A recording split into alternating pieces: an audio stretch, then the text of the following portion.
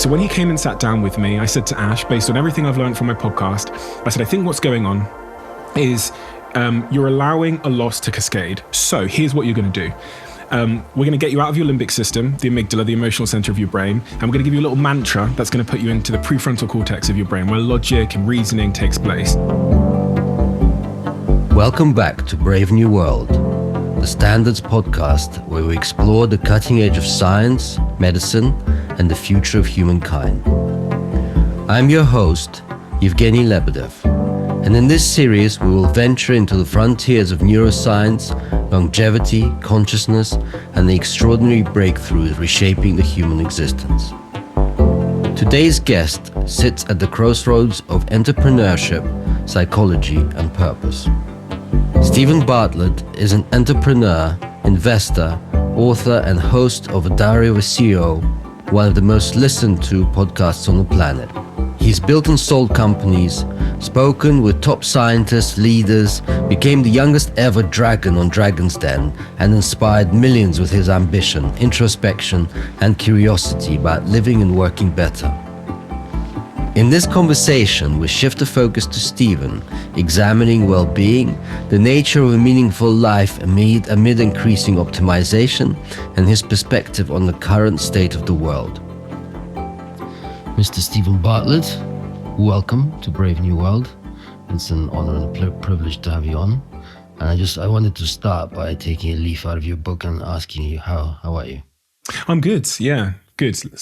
Just recovering from a bit of jet lag, but otherwise very, very excited and happy to be here, and got a million tabs open in my head because there's so many things going on at the moment.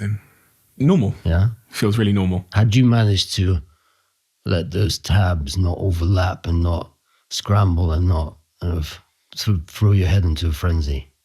I think I have my default is to be empathetic with myself, and to realize that all I can do is my best. And so when there are lots of tabs open and I'm not addressing them, there's something in me that's okay with that. And it doesn't result in me sort of catastrophizing or beating myself up. And I've always tried to explain this to people, but I've never been able to, this idea of just like being empathetic with yourself, like just giving yourself a break. But it seems to be my natural sort of disposition is to just give myself a break. Did you train yourself, or do you think it's just natural? I think it's something to do with first principle thinking. Like, I think I naturally think in terms of like first principles. And for me, the first principle is, am I doing my best? And if the answer is yes, then there's no more than I can do. And I'm at peace with that, therefore. And I am doing my best.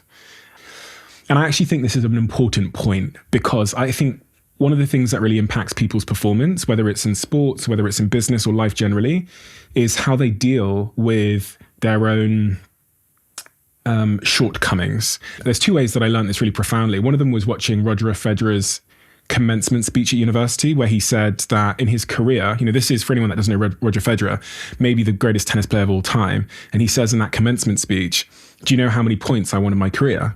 And people are like guessing in the audience. You think the greatest tennis player of all time probably won 80% of the points. He says, I think he says 54% of the points. Mm-hmm. Which means that like 46% of the time, almost half of the time, he's taking L's. But the most important thing is he doesn't let the loss cascade into the next point to throw his head off, to put him into his limbic system, the emotional center of the brain, and therefore impact his performance. So all you need to win, in Roger Federer's case, to be the greatest ever, is about 50% of the points. But you mustn't let any loss, whether it's jet lag or having a bad day yesterday or not showing up well the day before, impact the day that's to come. And on a personal level, I learned this in a very real practical way about 4 or 5 weeks ago on my birthday, when all of my friends flew to Los Angeles to play paddle with me. I have a paddle court in my garden, so it's a bit of a cheat thing, because on my birthday, I want to play a game that I can win at. So I brought my friends there, we were playing paddle, and my friend Ashley has been training paddle. He's had a paddle coach. But when all 5 of us played paddle, I would observe that the minute he lost a point, he would spiral down and then he'd lose the game. Mm-hmm. So actually, when all was said and done, Ashley was the worst player. He always came bottom. Everybody beat him, which made no sense to me because he had the most training. And so as I watched him, I realized what was happening, that he was letting the last point cascade into the next point. So when he came and sat down with me, I said to Ash, based on everything I've learned from my podcast, I said, I think what's going on is you're allowing a loss to cascade. So here's what you're going to do. We're going to get you out of your limbic system, the amygdala, the emotional center of your brain, and we're going to give you a little mantra that's going to put you into the prefrontal cortex of your brain, where logic and reasoning takes place. I said, so when you lose a point, or whether you win a point, whatever happens, every single point, say to yourself, that doesn't matter. I'm the better player, and I'm going to win this game anyway. And he did that, and he beat Oliver, and then he beat my friend Michael, who was third, and then he beat Logan, and then he beat me. And since then, no one has been able to beat him. And he's posted about it on social media. He's got this video of him dancing. Nobody has been able to beat him. And all he did was he put a mechanism in place to remove him from his amygdala, his limbic system, and to put him back into his actual competency, into his reason, into his logic. And so I think a lot about this is as a broader point, a metaphor for life, which is, it really doesn't matter if you take a loss. Like what genuinely matters as it relates to performance is how you deal with that. How you deal with the embarrassment, how you deal with the mental thoughts, and how you deal with the overthinking. It's a very interesting point. I think it applies to a lot of people, but I think they're two slightly different points. One is about the failure that you might encounter in life and what that does to you and how you respond to that. And I think it was Einstein who said that failure is progress success and progress. Yeah. So it's very important because if you don't fail, it means you don't do stuff. Full stop. But this idea of not pushing, that what I asked you about originally, I personally relate to that because I find that very difficult. Like I find it very difficult not to be harsh with myself and not push and push and push and even when I know I physically can't do the stuff that I want to do, I still push myself to do it. And sometimes I manage to do it even beyond all reasonable possibility, but I stress and exhaust myself as a result. And I was just interested how you, because you are incredibly successful, was successful at a very young age. So presumably you did push yourself.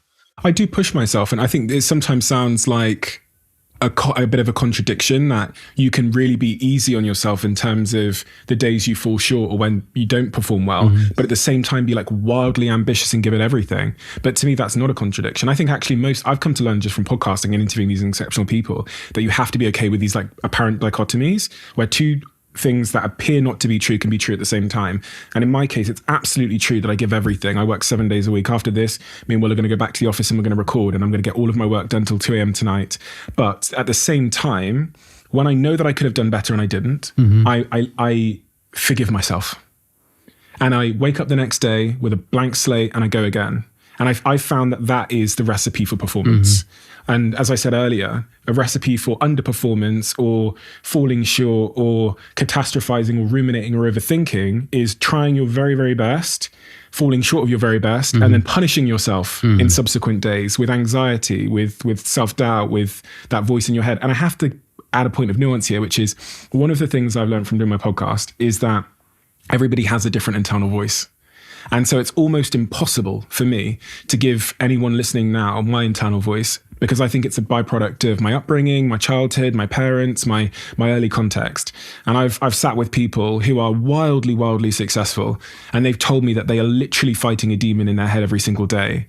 And it makes no apparent sense to me, because objectively, when I look at their lives, like, you've got all the money in the world and you've got this great family and this great kids and you're a superstar and you're on stages all over the world. Yeah, when you go home at night, you tear yourself up. Did you have that demon?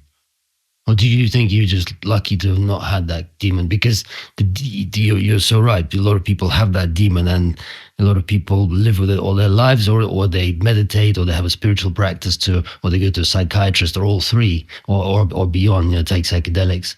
Yeah. Did you ever have that demon? I've had, I think there's been moments in my life where I've had to really fight my thoughts, but I think my default isn't to be sort of tortured by an internal demon. But there's been moments in my life where I've really had to think, the demon has visited, and might have visited for like a couple of days or a week when something happens, and I have to be very active and conscious and intentional about like taking back control of the cockpit.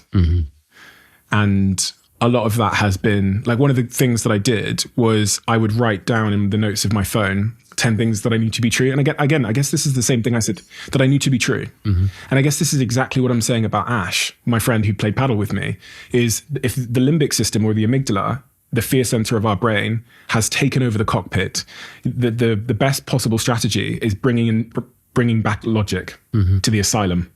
And so what I did is I would write, and even when I went through heartbreak and breakups, I'd write down 10 things in the notes of my phone that I knew to be true, and I would say them out loud.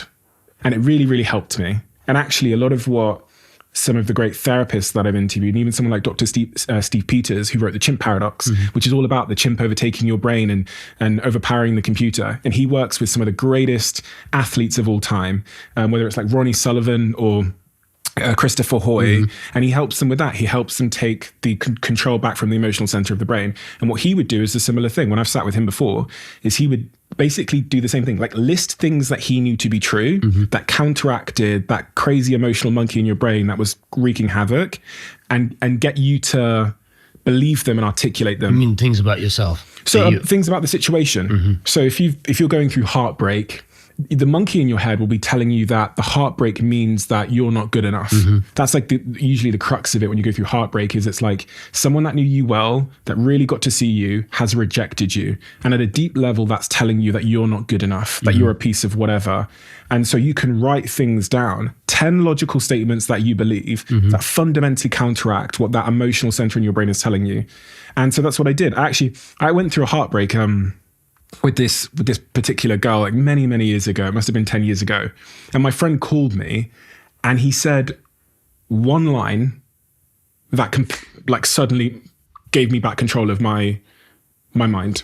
And up until then, I tried everything. I'd gone to the gym, I was running out in the street, I was trying everything, and I couldn't. I was like being tormented by these thoughts in my head. My friend said this one line, which was logical, and I believed it. And immediately I was like, it was a cure. And all it was a very logical, true statement that put me back into the prefrontal cortex. So that's what you can do. You can have in any situation, whether it's a business situation, a personal situation, a romantic situation, a family situation, you can return to these 10 truths that you know to be true. And I would literally read them out, because there's something about hearing them, even if it's you speaking them, that I think impacts a different part of the psyche. Well, it's a kind of meditation. It is, yeah. It is, yeah. And you can incorporate it into your meditation if you have meditative practices. Yeah. But I think having a deeper understanding of what's going on in the brain has really helped me here from these people that I've interviewed. Let's talk a little bit about your background and how growing up and your family has shaped you, and your relationship with risk, ambition, success, failure. Yeah. So I was born in Botswana in Africa. My mother's Nigerian, and she left school at a very young age. So growing up, she couldn't read and write. So like me and my older brothers would teach her how to read and write. We'd get the Bible, put it in front of her. And funnily enough, like when my dad worked in London 5 days a week and we lived in Plymouth, so my dad wasn't really around growing up. So she would do the same to us, even though she couldn't check. She would go and get the encyclopedia because we had the whole like encyclopedia collection, and she'd put one in front of us and she'd say, copy from here to the end of it, and would copy. And then we'd be able to call our dad and say, I've just learned a new word. I've learned impossible.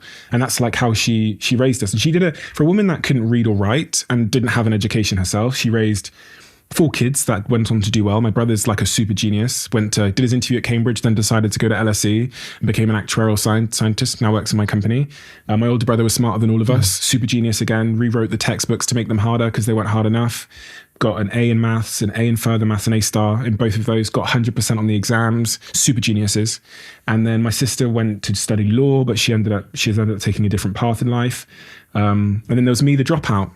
No, you've done pretty well. couldn't focus in school, it was hated school, fell asleep in lessons. But my mother deserves the credit for that, because as a woman that was the only black woman in an all white area, we were a very strange family in the context where we were raised. For her to put discipline and rigor in place to ensure that we didn't become delinquents, even though my father wasn't around because he was working in London. In hindsight, I look back on her and say that's incredible. She also couldn't drive, so she would, when she wanted to go like get a lottery ticket, it was like 4 of us ducklings following her for 2 miles at 9 p.m. at night to Sainsbury's, and then walking back with her at 9 p.m. at night.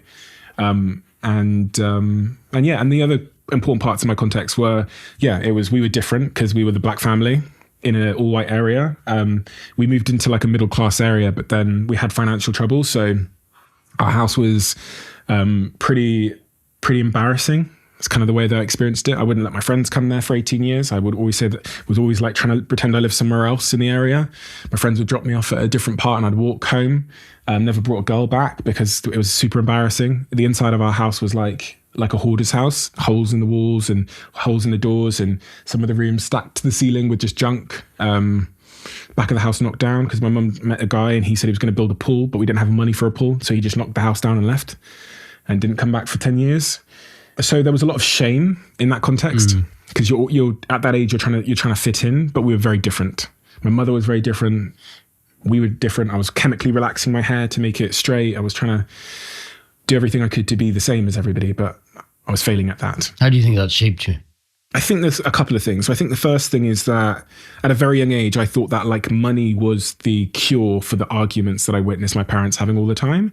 I also thought like money was the cure for like fitting in, because that was always that always felt like the solution to fitting in. Because if my friends were going on the ski trip, if I could get £700 by doing something, I could go. If my friends had the Rockport shoes, if I could get 100 quid, I could have the Rockport shoes or the Stone Island or whatever it was. And so that's in part why at the age of 14, I start selling things. I start selling things in the house. My mum went to Nigeria and got some cigarettes from somewhere in Nigeria. She put them in the back room. I started selling the cigarettes in the back room. I started the school trips at the school.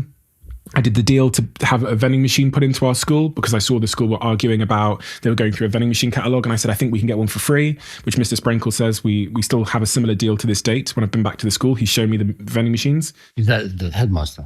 He was the head of Key Stage 5, so basically the headmaster of the school.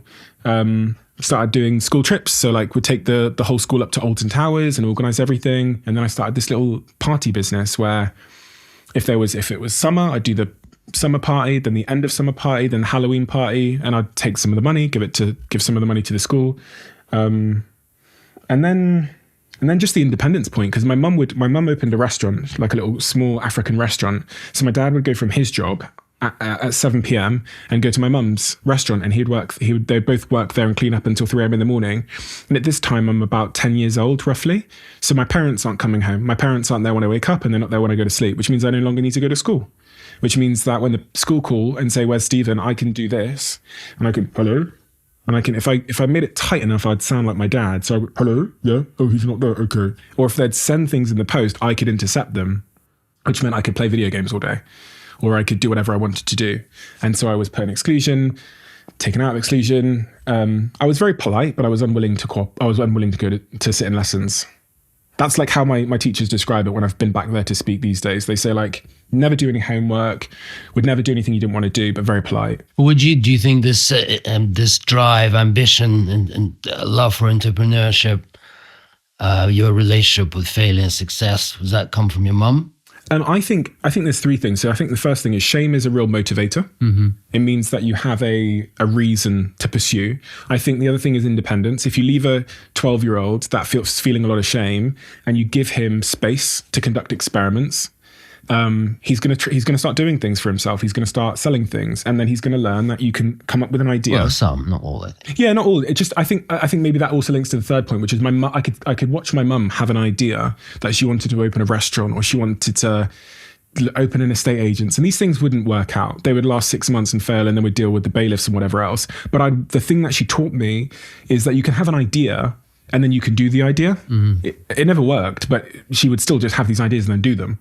And I think that in hindsight must have influenced me. So you've got the shame, which is the motivator. You've got the independence, which is the space to try things. And then you've got this model that my mum had kind of given me, which is you can think of something and then do it. And that's what I was doing at school. So on my birthday, I organised the end of summer party because it was the 26th of August. And maybe 2,000 kids came in the area, used Facebook events, went to a nightclub called Lavish Nightclub. They gave me the nightclub. In 9 days' notice, using Facebook events, 2,000 kids came. The whole street was blockaded out. And I came home with this big bag of money. And I gave it to my dad and said, I'm going to start a Japanese website because Superdry are doing well. And so I would try and do that, and I would fail at that. But you could see from a very early age that I'd learned this very, very important thing, which is there isn't really a gap between an idea and doing it. And if I could give my kid anything, it would be that exact lesson somehow. This idea that you can have an idea and it can appear in the world. And that's probably, in hindsight, at like 16, 18 years old, was the defining trait of like my ideology, where at 18 years old, I remember saying to my friends that if you told me that I had to get to the moon next week, my default is to believe that there's a way. There's someone I need to call. There's someone going there probably next week. There's probably a rocket going. I just need to find out who and then persuade them to let me on the rocket. I was going to come to this later, so I'm skipping a few questions forward, but we'll come back to them.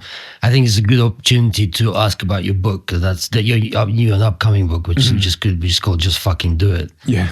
And it is about that, right? It's about being able to do whatever you want, whether you succeed in it or not, it's a different point, but just doing it. Yeah, it's really like about the principles of doing the thing and all the stages you'll go through. Like the first stage of doing the thing is embarrassment, and how you understand that embarrassment is the price of entry to doing anything in your life. And I go through these stories of the people that you would know and admire and the like severe embarrassment they undertook at the beginning, because we almost never get to see that. And so when we experience it ourselves, when we launch a podcast or when we start posting motivational quotes on the internet, and Jenny from secondary school is making snide comments behind our back, most of us retreat. But everybody that I've interviewed on my podcast and everybody that I've met, and even my own story, like, is full of this sort of no man's land of embarrassment to get to the place where it becomes the new normal, where you have to shed people. And, you know, it's based on the people you've interviewed. Based on the people I've interviewed, other lessons that I've learned, often on camera, and so much more. And I just walk people through what will happen when you try, like some principles for doing the thing you want to do. A lot of them are mentality based or tactics and strategies. Some of them are about neuroscience and how the brain works. And, you know, this particular part of the brain called the anterior mid-cingulate cortex, which I'm fascinated about. Andrew Huberman, who's a friend of mine, said that he thinks it's one of the greatest discoveries in neuroscience in the last century, which is this particular part of the brain that only grows when you do things you don't want to do. Mm-hmm. And they looked at people that struggle and that have obesity, for example, and it's smaller. They looked at people that live longer. They look at athletes and it's way bigger. They looked at Gen Z. Gen Z have the smallest anterior mid-cingulate cortexes because of the comfort crisis that we live in. And so that, again, these things help you reframe struggle. It means that when you look at someone like Theodore Roosevelt, who came home one day on Valentine's Day and his mum was dying upstairs and his wife was dying downstairs, and he lost both of them on the same day, the day that his daughter arrived into the world, or around the time his daughter arrived into the world. Why did he then go out to what they called the Badlands in the 1800s, which was this desolate, horrific place where animals would die standing up? Why did he choose, with his grief, to go there for 2 years and wake up at 4 a.m. and deal with severe pain? And then is that the reason, and this is what I argue in the book, that he then returned from the Badlands 2 years later and people said he was a completely different man? He got shot in the chest whilst doing a speech and said it will take more than a bullet to kill me, and carried on doing his speech. He then, when war broke out in America, he was at the front of the line charging up the hill, got his glasses shot off his face, took someone else's glasses and carried on charging up. He became the youngest president in American history. And if you look at the Nobel Prizes he won, there was this pivotal moment in his life where I believe his anterior mid-cingulate cortex exploded because he chose to go and do hard things. And when I read these are the kind of stories I tell in the book. When you read these stories, it helps you to reframe hard things in your life and understand the role that they're playing in shaping you from a neuroscience perspective. So it's these kinds of things, these kinds of stories from history that will hopefully give you the skills, the courage, the knowledge to do the thing. Do you have, when I was reading the little blurb you sent me on the book, when does it come out, by the way? Next year, probably March time, yeah. One of the things that was in there was that some people read books, learn things, then put it back on their shelves and never do anything about them. And some people just do it. Yeah. And what occurred to me is, do you think this is something you can actually learn from a book? Or do you think, like, for example, my father is a very successful entrepreneur and he never read any books. He just did it. Presumably you, same. Or maybe you did some, but in the initial stages, presumably you just did it. Do you think it's something that you just have and one just has? Or do you think one could read the book and actually do something about it? It's a really good question. I think, I mean, there's two sides to this spectrum. I remember many years ago, I wrote this quote which said, you can read as many books as you like, but if you can't read yourself, you'll never learn a thing. And part of developing self-awareness and general awareness is actually going and doing the thing. But I do think it's both. I do think that when I look at my life, have there been books that have either reaffirmed what I thought, tipped me over the edge to get me to do something or believe something, or books that have like stayed with me for the last 15 years of my life? 100% yes.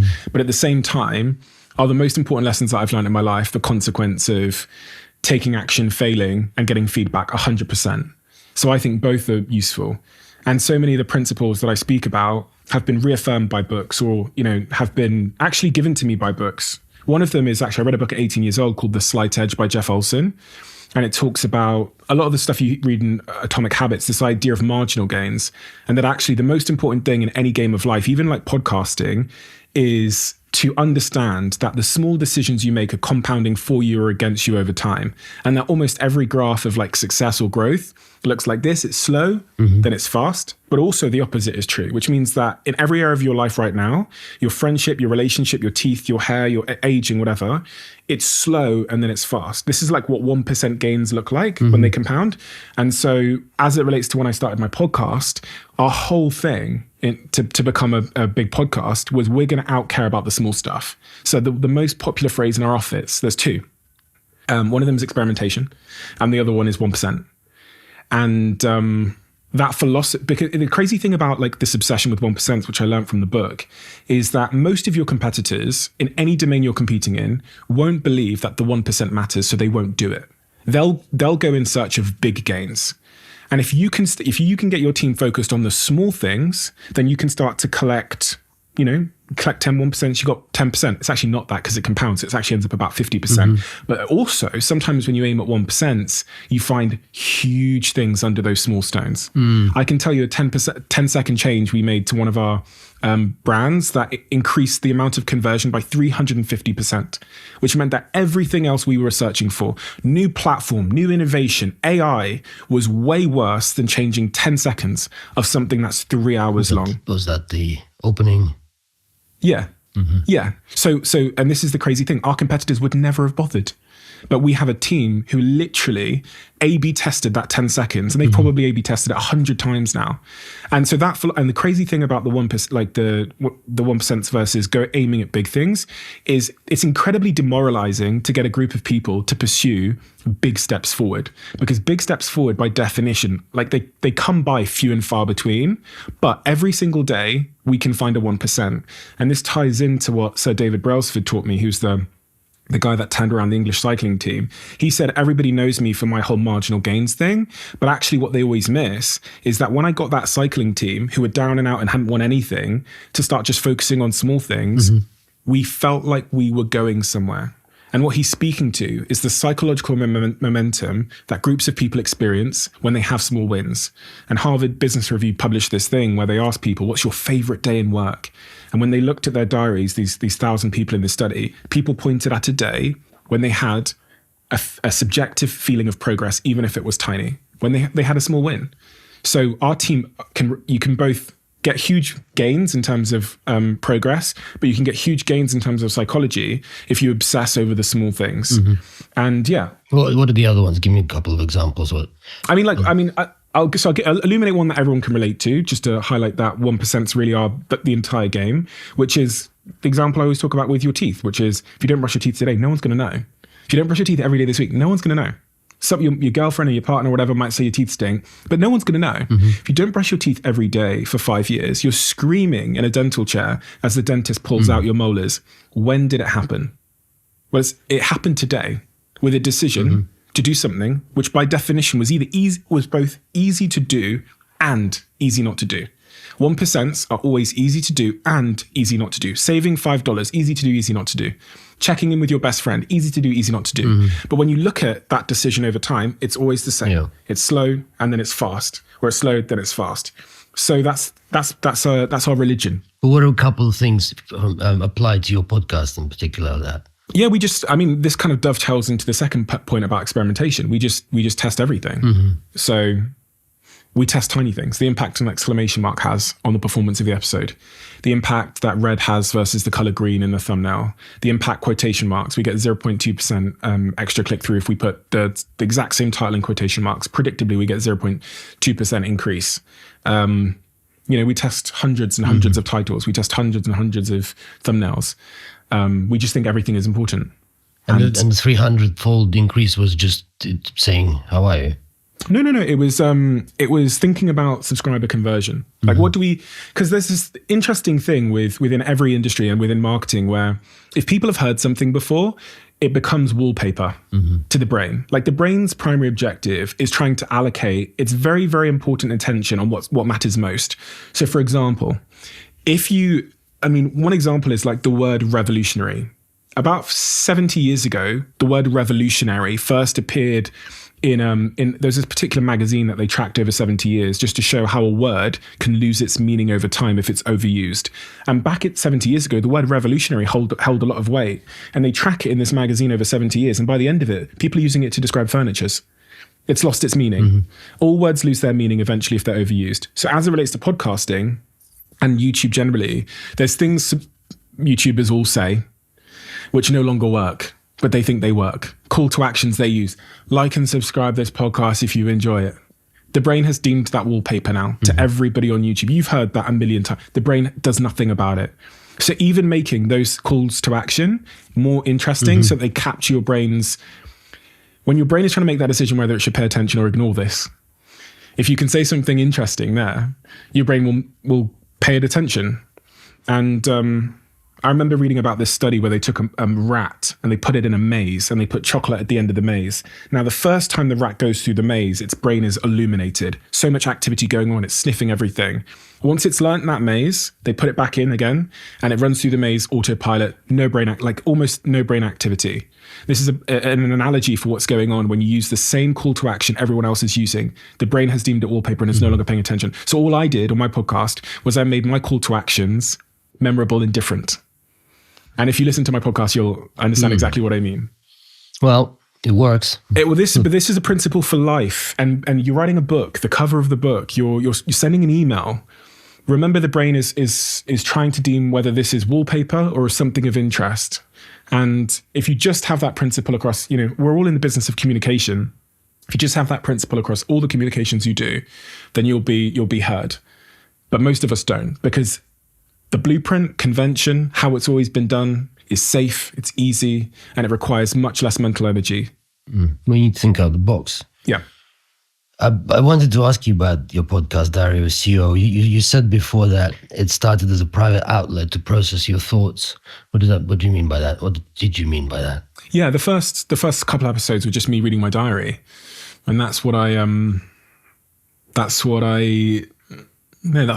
was at the start. It was just, as it says on the tin, the diary of someone who was a CEO. So, and I think the thinking behind it was that CEOs are in interesting positions where they have lots of interesting information. They're often in positions of power to some degree. And wouldn't it be interesting, like what would you find in their diary if you could really understand what was in their sort of deep, dark secrets? And I felt like that was a really interesting juxtaposition at a time when I think there wasn't a lot of that information on the internet, like in 2017, where a lot of it was like, look at me on the beach in Hawaii with my perfectly filtered image, etc. And also the medium of podcasting at the time, I felt like it was a great hedge against what I was seeing, where at the time on like Facebook Watch and on social media, it was all very short form. And I remember saying to my friends, I was like, can you remember the last thing you saw on Facebook yesterday? Can you remember anything that you liked or shared on Facebook yesterday? And none of them could. But I said, could you remember the last podcast you listened to last week? And they could remember. So it was a bet on depth in a world where I felt things were going to be increasingly more ephemeral and short form. And podcasting felt like the last bastion of like the last hope for depth.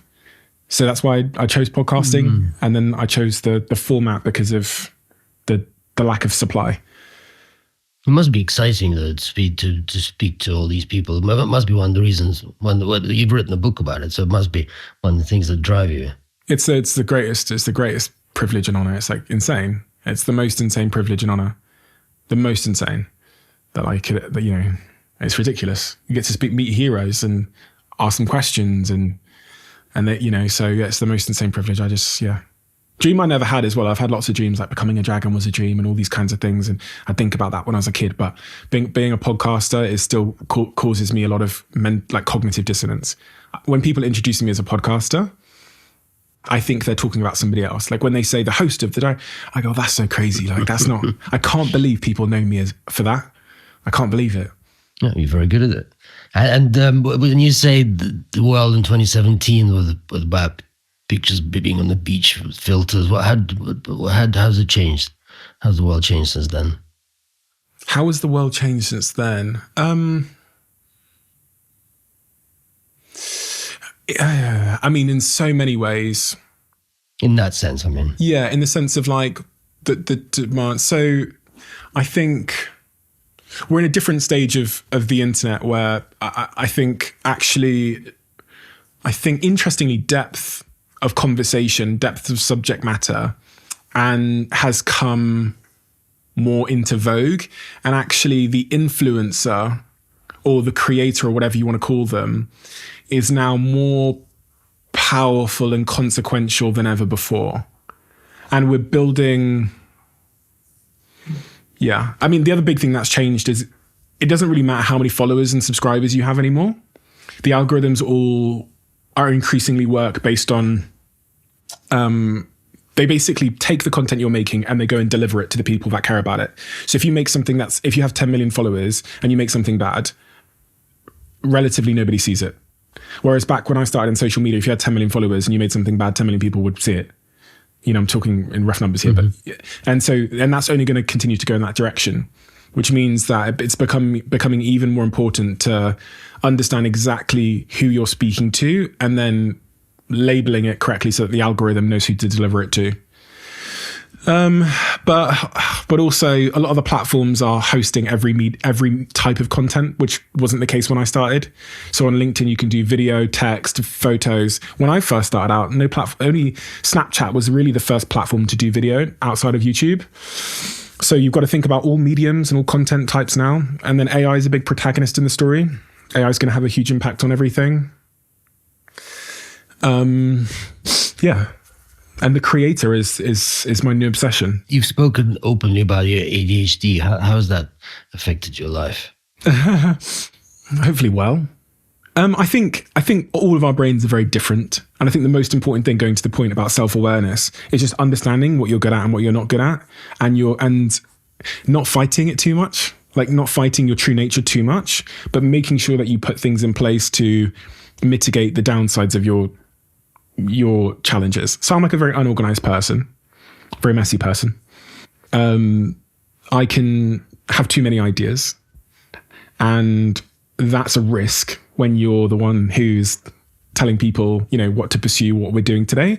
So I have to counteract that. I have to put systems in place to counteract the way that my brain works and to also get the best out of how my brain works.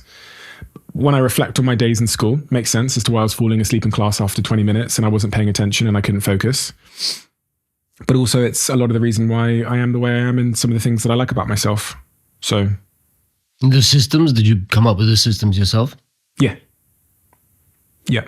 I think a lot in systems. I think a lot in first principles. Mm-hmm. It's like how I think about everything is what's the system? What system do I have to build to get a certain outcome? And even in my companies, it's really a lot of what I do is I'm not running the operations day to day, but I've put systems in place to make sure we get outcomes that we want. Did you learn these? Did you come up with them yourself? Did you get them from books? All the above? All of the above, yeah. Mm-hmm. All of the above. I meet interesting people. I interview some of the greatest CEOs in the world. And then I read lots of books. So if you ask me about any particular system in my company, whether it's the recruitment system, which I've built myself, or whether it's the system that gets us to innovate faster, all of these systems are systems I've built myself, and I can tell you where I got them from. People from history that I studied, whether it's Thomas Watson or Jeff Bezos in more recent times. I can tell you about conferences where people spoke on stage and Microsoft explained their system, and Booking.com said they've got this failure and experimentation platform, and it becomes this like cloud of reference points that then becomes something that I implement and try myself. So that's really what I do. I think as it relates to business is I build systems for outcomes. So if you want your team to do X or Y or Z, I can tell you the sort of principles of the system and exactly how we did that. in our business. Since you've touched on that, who are the people that have influenced you most in life? Both that you've interviewed and not interviewed, maybe dead or alive. I think my mother's a big one. She taught me a lot of what not to do. She also taught me hard, like just hard work. My mum just worked every waking hour and never complained. And then in terms of like business, there's just so many of them. It's kind of cliche, some of them like Steve Jobs, but living, I'd say Jeff Bezos has been a huge, how he runs his businesses and his philosophy towards business, I think is really inspiring. Especially in times like this, where the world is changing really, really, really quickly. One of the things that I think about a lot in changing times, like the times we live in, where if you listen to someone like Ray Kurzweil, who's a futurist, he says that if you're 40 now, by the age of 60, you'll experience a year's change in about 90 days. If you're 10 now, by the age of 60, you'll experience a year's change when you get to 60 years old in about 10 days, roughly. What does that mean, a year's change? A year's worth of change at today's rate. So the speed of change right now in 12 months will happen in 90 days. I see. So speed of change of today. Yeah. Okay. Yeah. And so he says one of the things that he's always done at Amazon is you bet on what you know won't change.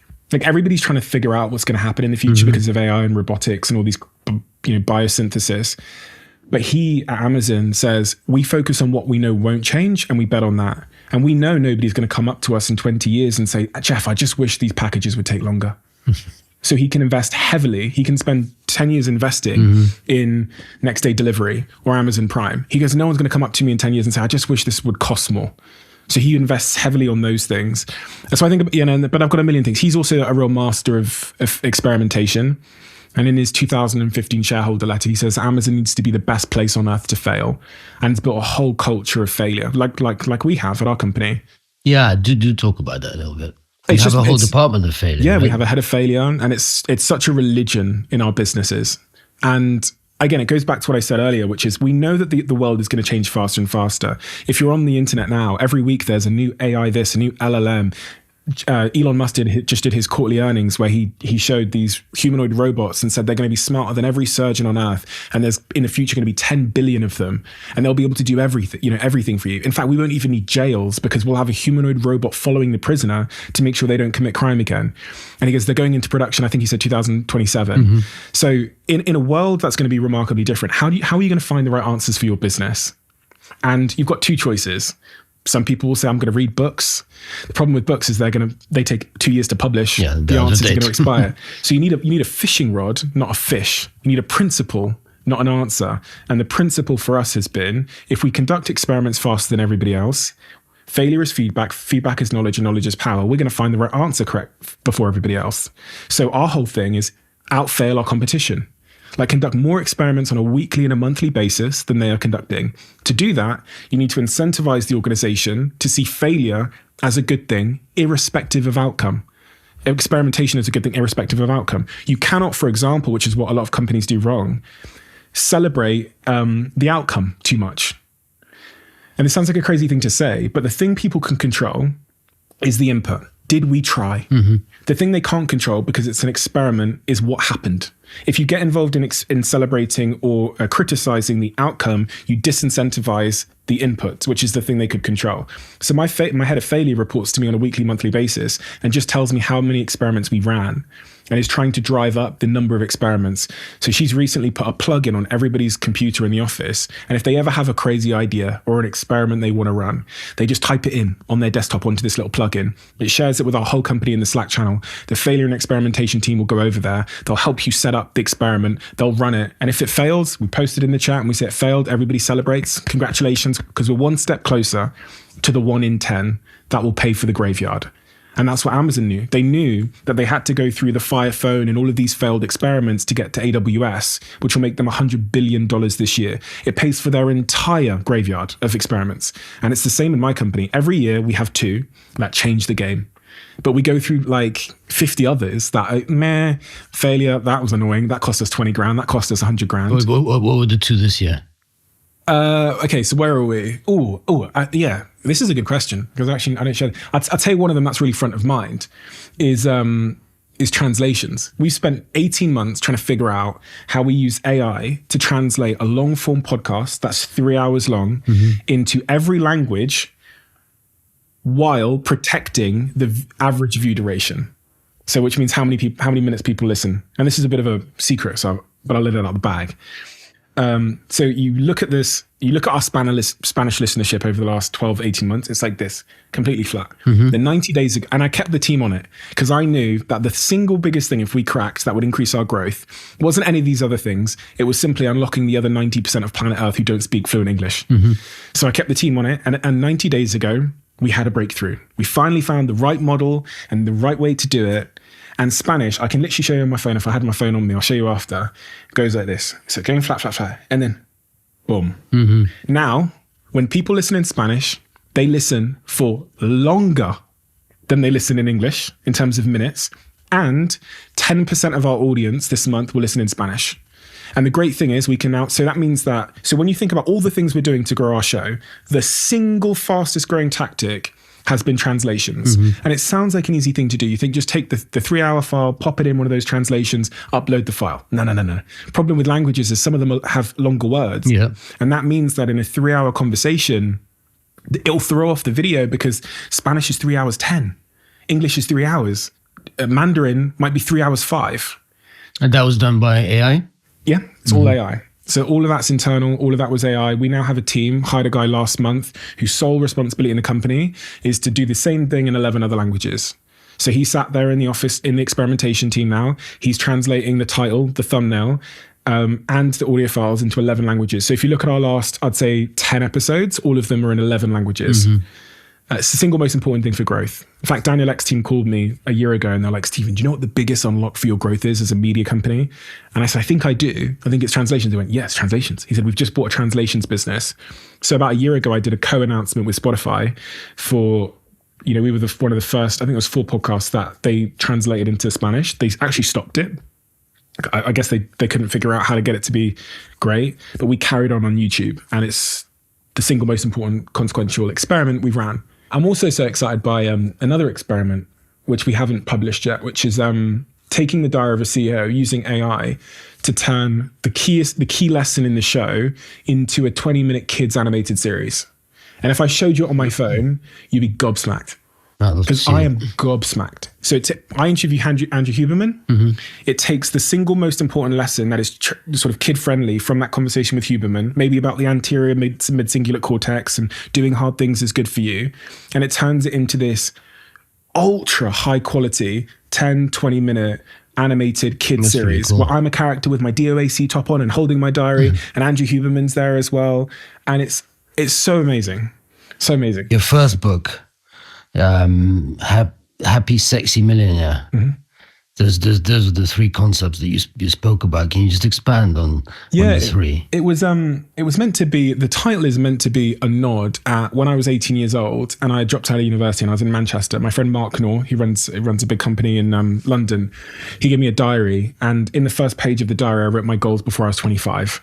And back then, very insecure young man, broke, dropped out of university, parents weren't speaking to me, shoplifting food to feed myself. And I write in the first page of the diary, which is a photo that I've still got to this day and I've actually put it in the book, is my goals before I'm 25. I want to get a 6-pack. I want to get a girlfriend because I'd never had a girlfriend. I want to get a Range Rover Sport, and I want to be a millionaire. I think it says I want to be a paper millionaire before 25. So those were my goals. I wanted to become a happy, sexy millionaire. And the book talks about how I was wrong to write that. And actually why, upon getting those things, the Range Rover Sport was my first car. I had a girlfriend, was worth more than £1 million on paper, 6-pack I'm still working on. But how having those types of goals ultimately failed me. Can you expand a little bit on that? Because I'm sure there's lots of young boys and girls out there who have those goals now. Yeah, I mean, it was, you can tell by those types of goals, like where I was at in my life and what I thought mattered. And it wasn't until I remember, it was actually the Hut Group. Darren from the Hut Group had come into my office and he'd shown me this list of acquisitions that the Hut Group wanted to make. And number one, the only one that wasn't crossed out was my company. And so I went home that day and I sat on Rightmove and I looked at houses that I was going to move into, these mansions I was going to buy. And then I went on Auto Trader and I looked at these cars I was going to buy, and I felt this profound sense of emptiness as I looked into them. And I realized that I was going to exchange all these friendships and the sense of purpose and mission that I had with my business for this like hunk of like concrete out in the middle of the countryside, an hour away from my friends. And I felt like I'd been let down. I felt like a previous version of myself that had promised me a marching band and confetti at this exact moment in time had lied to me in some way. And that something else mattered more. And so I went and got the Range Rover, and I went and got the house in the countryside, because like sometimes in life you have to you have to try things and have them fail you. I did it, and I lasted for a couple of months in that house and moved back into a studio apartment next to the office. And then I thought, so what matters more? Like, if it was never about becoming this happy, sexy millionaire, what should I be aiming at? And what is happiness? What is contentment over the long term? Mm-hmm. How do I build a life that is full of like purpose? And that's a journey that I've been on, I think, ever since, really. And as the days have gone on, and as the more people I've interviewed about happiness and meaning and purpose, the more clarity I've gotten on exactly what that is. And what is it? I know it's a big question, but for me, I mean, some of these ideas are very cliche, but they're cliche for a reason. One of them is that I think professionally, I think about 5 things. So I think if you've got a sense of forward motion towards a subjectively meaningful goal, and you have a high degree of autonomy, and it's challenging to you, and you're working with a group of people you like, for me, it doesn't really matter what I'm doing. The industry really doesn't matter. People talk a lot about find your passion or whatever, but I've worked in psychedelics for a year with Christian Angermeyer. I've worked in software, Web3, podcasting, you name it, e-commerce, matcha. And if I've got those 5 fundamentals, the sense of forward motion towards a goal, it's challenging me. So it's not too challenging to the point that it causes demotivation. But just like game theory, they make the levels incrementally increase so that you stay motivated. You stay in flow state. If it stayed on the same level of difficulty, you wouldn't play the game. Increasing challenge, high degree of autonomy. In the work that you do, if you don't have control and autonomy, you get both physiological and psychological consequences. So you're literally cardiovascular issues for people that don't have control in their work, subjectively meaningful goal, which means like if you are to get there, if you are to be successful, it truly matters to your sense of self and your values. Like it truly matters, the outcome truly matters. And then the last point is the most important, which is working with a group of people that you like. Because we can all think of jobs where we work with arseholes. No matter how good the work was or what we were doing, it's a shit job. So that's my sort of personal framework. And then as I've gotten older on the professional side,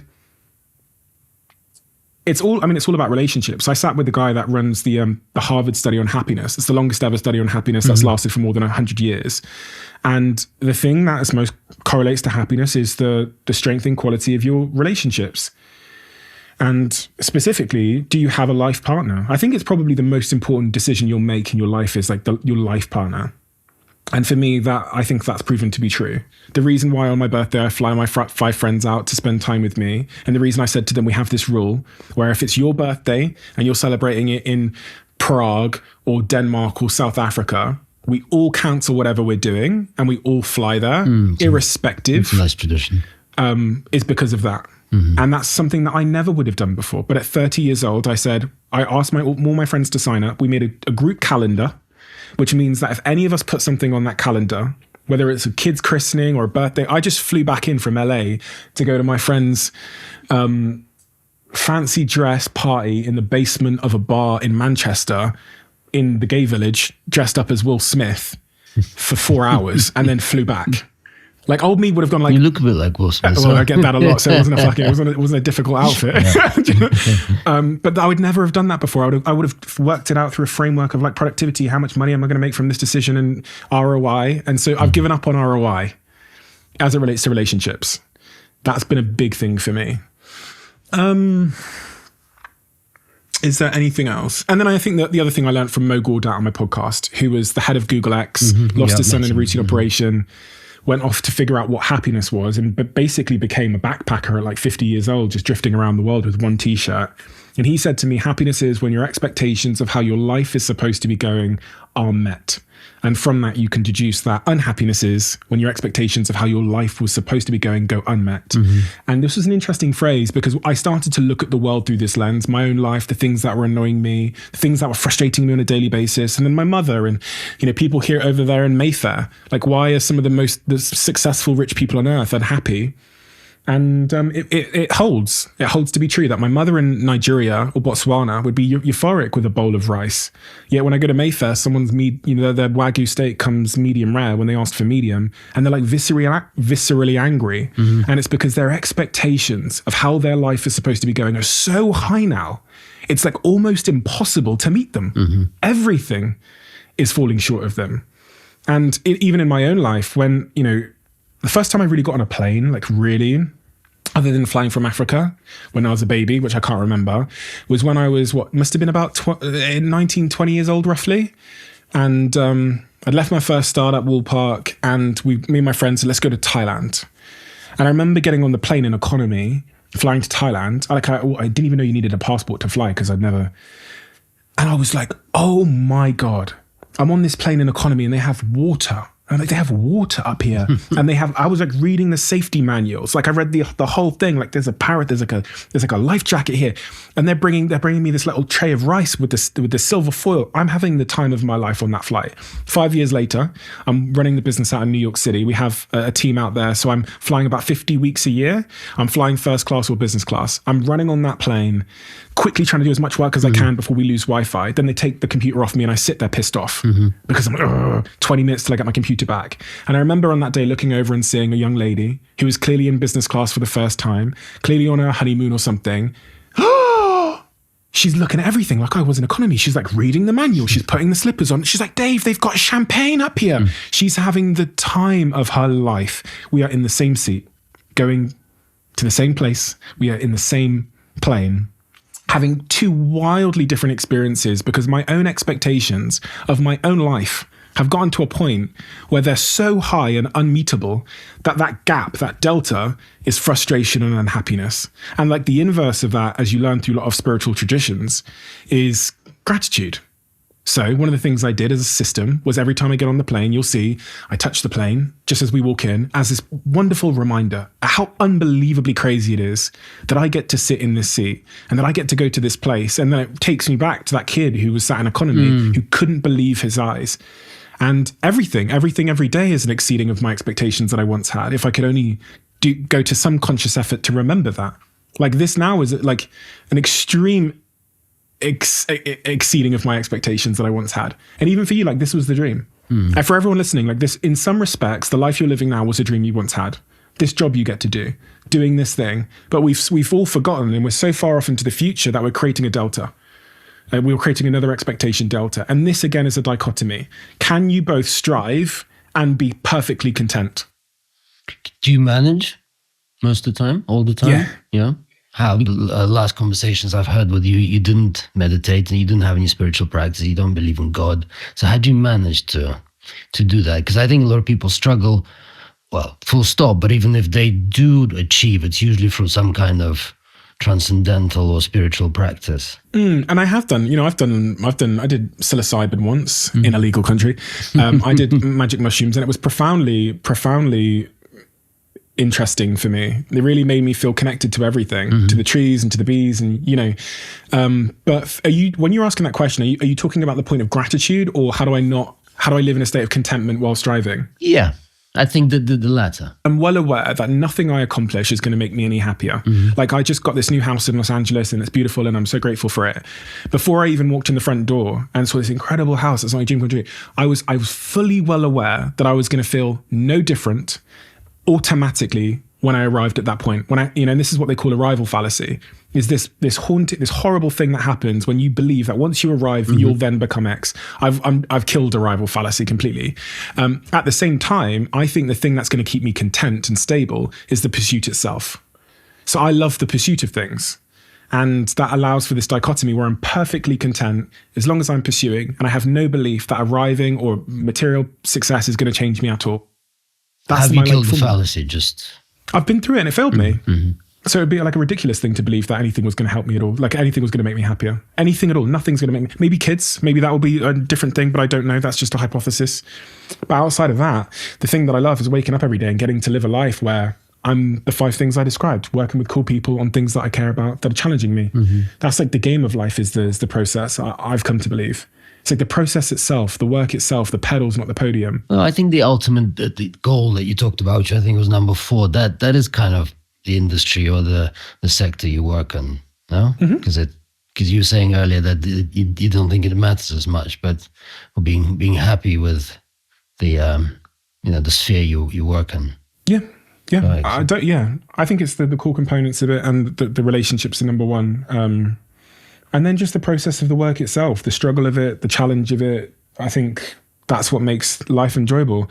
And when you do press releases and stuff, and like I announced my company, you say that we want to get to this place, but at the same time, you're fully aware that what you need to do is create the conditions to persist. That's what I think a lot about is how do I do this for 50 years? Whether it's in my relationships, whether it's in business, whether it's in my health, my fitness regimes, how do I set up a system that can persist for 50 years? I'll be happy for those 50 years. I'll enjoy it. And even with my podcast, it's one of the most important principles that I instilled, which is if I'm going to do this for 50 years, what would have to be the case? And one of the things that has to be the case for me to wake up for 50 years and to look at my diary and think I've got a 4-hour conversation with this person is I have to be genuinely, deeply, authentically curious about this conversation. I don't have conversations with people because they have 100 million followers. And if I showed you the list of people, I can show you my Monday board that I've said no to come on the show. People think I'm crazy because they go, this person's a massive star. They're an A-list star. I go, yeah, but I've never watched their movies. I'm not interested. And if you want me to do this for the next 50 years, I'm going to have, the most important thing is I wake up, look at the calendar and go, I can't wait.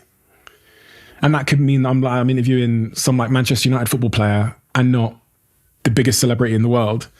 But I learned that from Rogan, It's ultimately the reason why he's the GOAT is because he went for 17 years and hasn't flinched. So consistency. What did you learn from Rogan, just talking to people that really interest you? Yeah. He speaks to aliens, people and conspiracy theorists and all kinds. He speaks to anybody. UFC doesn't seem to have a framework for like, will this person do well? Yeah. But that's because the most important thing over time is consistency. Stephen, last month you launched Stephen.com, which is listed at about $500 million. And you said it was going to be the Disney of creator economy. What does that mean? So I think that when attention shifts, as we're seeing attention shift from sort of traditional institutions more to individuals across every industry because of the democratization of like technology and distribution. I think when that shifts, so much shifts. I think how we assemble IRL, I was meant to be at Beastland, which is Mr. Beast, who's the biggest YouTuber in the world, his new amusement park just a couple of days ago. The reason why there's a Beastland is because attention has shifted and because the creator can now cultivate that much demand for his own amusement park. I think when attention shifts, how elections is won and lost shifts. We saw this in the last election cycle with Trump going on Rogan and Kamala going on Call Her Daddy. And I also think how companies are built shifts. We're seeing now that Andreessen Horowitz in the US just announced their new media fund, which is they'll now invest in people that are good at building an audience. Because they think distribution in a world of AI where you can create software very cheaply is probably the more important thing. And I think even how capital shifts, big creators now have got a VC fund for this very reason, because entrepreneurs want capital from them. So it's this profound shift in the world. And the reason for the Disney analogy is because just like Disney drew this picture of Mickey Mouse and then built this entire ecosystem around Mickey Mouse, the merchandise, the parks, the films. The same thing is playing out in the creator economy where someone like you take Mr. Beast, he's now building this whole world around him. I'm an investor in his company, just a full disclosure. And he's got his CPG business with Feastables, and he's got his amusement parks, he's got his software business. It's the same thing. It's this world building around a creator. The challenge is creators don't have the infrastructure. They don't have the operational experience. They don't often have the connections. They don't necessarily have the competency to build a business. But that's what we're providing. So we're working with some great creators. I'm one of them. I'm signed to my own company, I guess, and we're building the world around them, the commercial world, helping them scale their IP, turn their IP into fictional characters like I've just shown you on my phone, scale it across multiple languages, commercialize that, build new distribution channels like newsletters or, different social media channels. And we have a stake in their IP and we're their partner in scaling it. And we do this across 3 verticals. So you have the media, creator ventures, which is helping them launch new businesses and products. And then lastly, what we call sort of the creator community vertical, which is things like Beastland, things that bring people together IRL, online and offline. All of this is supported by our technology. We've got lots of great technology. We announced Flightcast last month, which is the world's first hosting platform for creators, for podcast creators, and a big first-party data layer where we take all the data from this whole ecosystem and use it to drive business decisions. Will you just explain because some listeners may not be familiar with such terms as creator, and maybe through the example of Mr. Beast, explain what that means, but also how would Stephen.com work? Yeah, so a creator is, you take someone like Mr. Beast who has built his own audience that he owns, his own distribution across multiple channels. And creators like Mr. Beast, so I remember Mr. Beast saying to me that 1 in 30 people watch every video that he makes. And with that influence, he's created new channels and new media verticals, which is the type of thing we help creators do. So if they've got a YouTube channel, we can help them create more YouTube channels, other types of content across other verticals, maybe even get them on traditional streaming platforms like Netflix.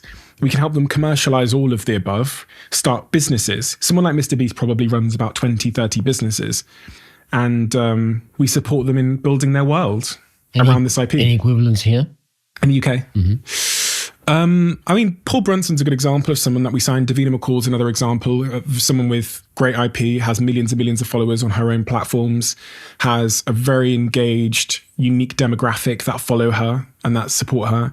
And with her, we've built this new brand called Begin Again, which we co-own with her. And that shows up in podcasting, it shows up on YouTube, it's going to show up in newsletters. And so we help her scale that reach using our platform, our technology, our data, and we help her commercialialize that whole ecosystem. So if she wants to start new ventures, if she's very well known for being an advocate for menopause-related issues and for sort of midlife issues. So there's lots of different ventures that she could start there, which we would help her do. And we're really focused as well at the moment in America. Exciting. You've invested in lots of different things, and nutrition and health apps and Zoe, I think. Just in context of biotech, AI, and all the other things that we see changing the world, how do you see the world? And I was originally it was written in my questions to ask you in 10 years, I think it's impossible to say, but even in 3 to 5 years. So like things like AI, what happens in a world where intelligence becomes more readily available, it becomes embedded in hardware, and it becomes ubiquitous across everything we're doing. So I think, and then how does that apply to health? I think in the near term, you're going to know I think there's going to be this exponential growth in biometric data about your health. And I think this is going to change the world. I think everything's going to become radically more personalized. The supplements you take are going to be personalized supplements on a weekly basis based on what's going on in your body, maybe even on a daily basis. I think you're going to know more about your every biomarker in your body on an hourly basis than you do now. I've seen some of the technology coming, which enables your wearable devices to have continuous glucose monitors put in them to read your ketone levels, to understand your biological age. I mean, I'm an investor in Whoop, and in the last release, we just installed a feature which shows you your biological age, and it shows you exactly what you can do. Got it, yeah. There you go. Yeah, step by step, day by day, to bring down your biological age. In a world of intelligence, all of this stuff is exponential. And when you start to bring all of this information together, I think technology will know, and for some people, this is like really unnerving. So this is going to be a choice you get to make.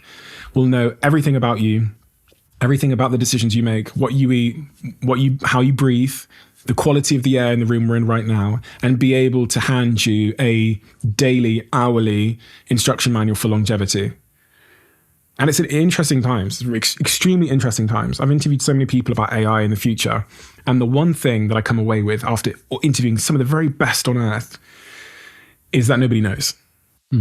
Yeah. And it's hard to ask anybody because they tend to have incentives and agendas. So when I went to interview the CEO of Microsoft AI, obviously they have an agenda. But the through line across all of them is they don't know. They know that they all agree that society is going to look profoundly different in 5 years' time, but their hypotheses about whether that's a dystopia or a utopia are wildly different. Anything scare you? The other day when I watched Elon Musk do his quarterly earnings and he talked about humanoid robots, I don't think society is prepared for the profound impact they're going to have on our lives. Because when you combine a humanoid robot with super intelligence, it begs the question, what happens to the rest of us? Mm-hmm. You know, if people don't really, because Tesla is only based predominantly, the self-driving is in America. If you've ever got on a Tesla, like I have a Cybertruck at my house, and you just press where you want to go, and then you take your hands off the wheel, and it drives you there. I drove back from Joshua Tree, which is a 2.5 hour drive, without touching the pedals or the wheel. If you have that experience and you realize that the biggest employer on earth, the biggest sort of occupation on earth is driving, you go, okay, so we're already at the dawn of losing all of the driving jobs. So what happens to those people? And then you introduce humanoid robots who are going to be, in his words, better than every surgeon, 10 times better than every surgeon, and cheap, super cheap. I don't know what remains. So I think the great hedge is anything human. That's how I'm thinking about it. My girlfriend is a breathwork practitioner who takes people to retreats. But I look at her business and go, you're safe. Because she's playing a very human role. And I go, humanoid robots aren't going to take you out. So I'm thinking about that from a Stephen.com perspective. I'm thinking about how to invest in human things. I think actually podcasting, part of it will be okay because we're sharing human stories that people will always want to relate to. Now, the information part of what we do, probably I'm going to be taken out. In fact, we've done tests with Aero Podcast and the retention was the same as the Diary of a CEO. So I'm probably finished there. But the reason why the F1 driver will always be in the F1 car, even if the car would go faster without them, is because we want to experience the human imperfection and the emotion and the anger and the joy. So I think a lot about that when I think about future investments. And a good example of this is I was pitched an education platform 2 days ago when I was flying back here on the plane. And they say, they've got 30,000 students that tune into these classes at the moment. It's a standardized curriculum. And that's a business where I go, I think AI is going to be incredibly disruptive because I think people will want their kids to have a one-on-one personalized education that knows them, knows the way their brain works, how they learn, how to engage them versus sitting in a classroom with 40 kids distracted at the back. So it's changing my investment thesis. It's also changing how I build my company. I think it is something people don't think about enough. It is, even intelligent people don't think about enough about, but most people don't think about it. We've got nothing to compare it to. Yeah. People talk about the Industrial Revolution. It's completely different. Yes. A nice thought experiment, which I often give people, is imagine right now that there was another Stephen sat here, but that Stephen had a 20 times IQ than me. And he was stronger and never got sick. What would you ask me to do? What would you ask him to do? Who would you want to drive your kids to school? Who would you want to, if you've got a tooth issue, he's 20 times more intelligent, stronger, and has like laser vision. Would you want me to take the tooth out? I definitely wouldn't want him pulling my teeth out. He's 20 times stronger. No, but who would you want cutting your hair? Yeah, no, Like, so I run through these examples and I go, where do we remain? And I go, well, my girlfriend's, she'll be fine. Because people still want humans in that context. I think IRL is going to be a massive opportunity. I think getting people into the real world, doing things together with other humans is huge. Festivals, I think things like Manchester United, profoundly human experiences that couldn't be substituted by. I think those businesses are great businesses. Just a couple last questions. You've recently moved to Los Angeles. Anything you miss about life here? Yeah, I do live between both. I still live here in East London and I live in Los Angeles as well. I love the UK. I love the UK. I think I'm profoundly grateful to the UK because it's given me everything.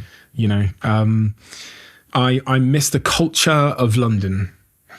I miss the football, which I always wake up at 2, 3 a.m. in the morning to watch Manchester United play, irrespective of what time. Is that your club? Yeah, there's my club. I miss the culture of London. I miss the football. This sounds like a crazy thing to say. I miss the weather. In LA, the weather's the same Surely every not day. this. Well, no, I do. Even my girlfriend, she's just flown back with me, and she said, you know what, I really have missed the weather. She's Portuguese, so she just loves the sun. She was like, it's really nice and cozy, especially this time of the year when, you know, you've got like, I can see in the distance over there, you've got winter wonderland, and there's a change in season, which I think is quite important, actually. Yeah, change in season is a nice thing. Yeah, so I miss that. And I miss the coziness and the familiarity. I think London's a beautiful city, and I think the UK gets a bit of a bad rap at the moment because of lots of things going on, but I think it's a beautiful place. Yeah. I can still consider it my home. You were an immigrant, and there's a lot of conversation at the moment about immigrants and migration, and you've seen all the marches around London in the summer. How did that make you feel? I think the thing that's missing from the conversation is that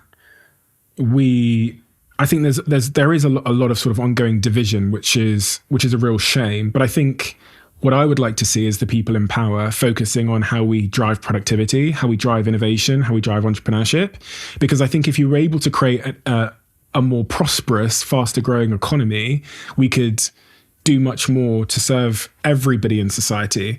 But I think what's happening is we found ourselves in a bit of a spiral where, because we're not driving innovation, because we're not enabling entrepreneurs, because we're not investing in some of these new technologies that are going to transform the future, we're having to look in other places, and we're almost like sort of infighting too much. Whereas I think I really wish that someone in power would focus on how we unite each other and how we focus on driving innovation. Because when I'm out in San Francisco, where one of my companies is, Third Web, what I see the culture for there is optimism. It's building the future. It is taking risks. It's innovation and it's excitement. Yeah. It's the same. You know, you're just talking about Beastland in Saudi Arabia. Same. You know, the sort of innovation, excitement. It's what this country has lost out on. Things like Demis Hassabis, Mustafa Suleiman. They're all from here, and then they've been lost to other places. And I just and wish. then the cultural. You're absolutely right. There has been no encouragement of culture of entrepreneurship and growth. And I would love if we had someone in power that really championed that. I would be so excited. Because the people in power feel that that's not what the electorate want, but the electorate needs to be persuaded that that's what they want, rather than just assume that that's not what they want. Well, I think the electorate want to live in a country that is prosperous, that is happy, that is successful, that is fair, where our public services are well funded. And all we're arguing about is the route to the same destination. So I think both sides want the same thing, but there's a disagreement about the route. So if we had politicians in power who could communicate this through the ideology of everybody, then I think we'd get there. I learned this from a spy, actually, that I interviewed, called Andrew Bustamante. And he said to me, the most persuasive forces on earth, in spy school, you're taught, are to focus on ideology and ego.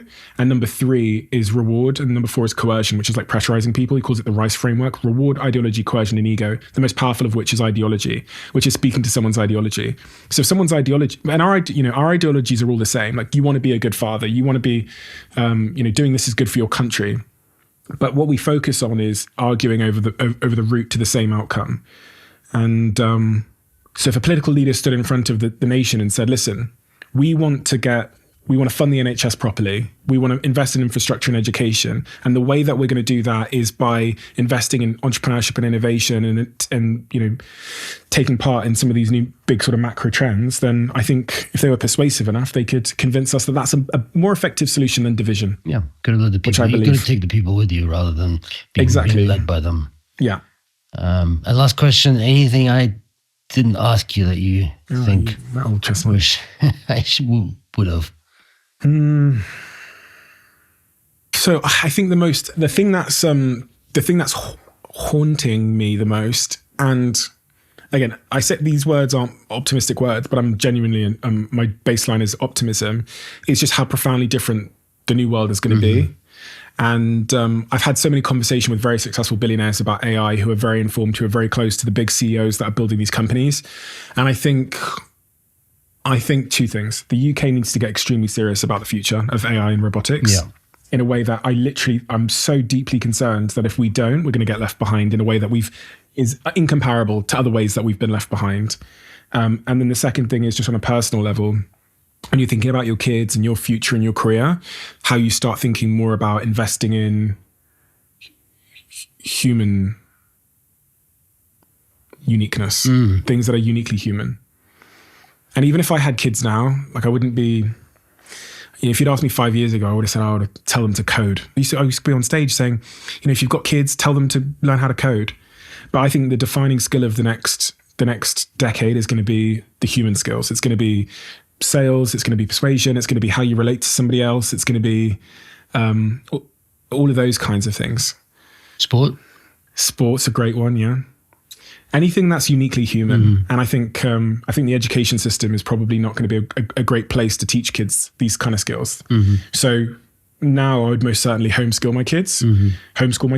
I'd give them a personalized education. I think by the time my kids are older, when I have my kids, AI will be teaching them the maths and the sciences and those kinds of things. And then the school that I will send them to will be just about teaching them how to play sports, how to use their body, how to relate to others, love, relationships, connectedness, empathy, emotion, mental health, these kinds of things. Do those schools exist, or do you think they will? No.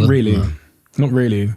There's one or two popping up that people tell me about, but those are the skills of the future. Your kids are going to have so many different careers. They're going to have so many. They're not going to have a career like my parents had. My dad was like a structural engineer. Like it's not going to be the case.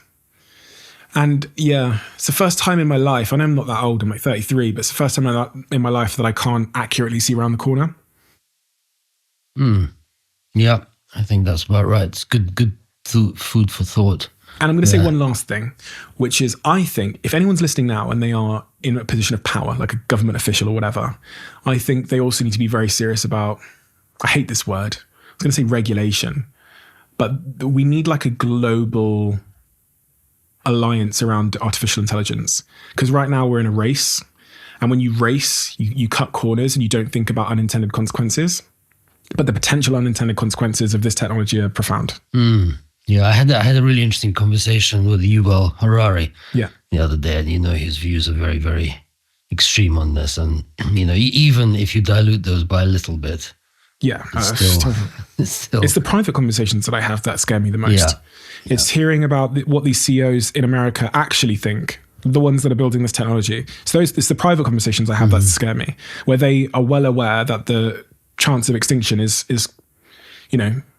if it's higher than 1%, it's a ridiculous, crazy thing to do. And they're well aware. It's almost like, this is kind of how I'd sum it up. They know that there's potential for grave unintended consequences, but the allure of being the person that built the thing is so tempting that they're okay with that. That's literally like the private conversations I have. They're okay with it because I will be the one that brought about the new God. And even if it destroys all of us, I will still be the person that created this thing. And that's kind of the... Yeah, that's exactly what I've been hearing and listening to as well. It's quite scary. Yeah, and I don't think 15 people should get to decide that for humanity. Well, I don't think that's going to change those other men. Well, it can change. It just needs the will for someone in power. It seems like, particularly on that side of the Atlantic where you are, people in power actually want that. They do, but you look back through history at moments when there has been like global coalitions around like nuclear bombs and the Nuclear Proliferation Treaty. So I think it is possible. And actually, I was told that in one of the last sort of G8 or G7 meetings, whatever it is, this sort of global meeting, China were the ones that put on the agenda AI safety, because I think China probably like control. And so I think there is an opportunity at this particular moment if we create some kind of global regulation or rules that doesn't stifle innovation, because the problem with these rules is that the people in power don't know what they're talking about. If you ever watch the committee meetings in America where they're asking them what Snapchat is, it's like you don't want those people making the rules, but I think there should be some kind of broad understanding. Agreed. The reason I paused to say this is because I had a moment where my head flashed forward 10 years. and my head said, what are you going to wish you were talking about more at this moment in time? And it was probably to saying these kind of things. Makes sense. Like, Thank I feel you. guilty. Thank you so much. Stephen, I appreciate really it. Thank enjoyed you. that. Thank you. Thank you. Appreciate it. Thank you so much.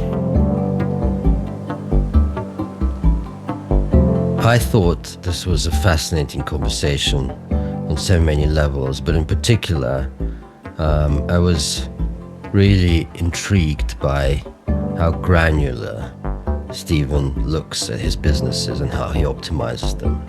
That 1% trajectory that he talked about, because it is an unusual way of looking and running a business, and one I haven't really come across before. A very fascinating way to do things. And of course, the final bit, where humankind will be in a few years' time, since this podcast is all about the future of humankind, was both worrying, fascinating, and exciting. Thanks for listening to Brave New World, and tune back in a fortnight's time.